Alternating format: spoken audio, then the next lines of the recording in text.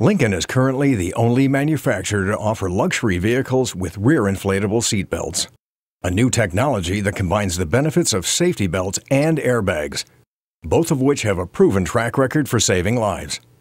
Developed for the outboard rear seats, the shoulder strap is actually an airbag housed within what looks like a traditional belt. But if there's an accident, sensors determine when the inflatable belt should deploy, signaling the belt's tubular airbag to inflate with compressed gas. The inflated belt helps distribute crash force energy across more of the passenger's torso than a traditional belt, up to 5 times more. This helps distribute the pressure over a larger area while supporting the head and neck. The benefits are especially positive for more vulnerable passengers, especially children and older adults.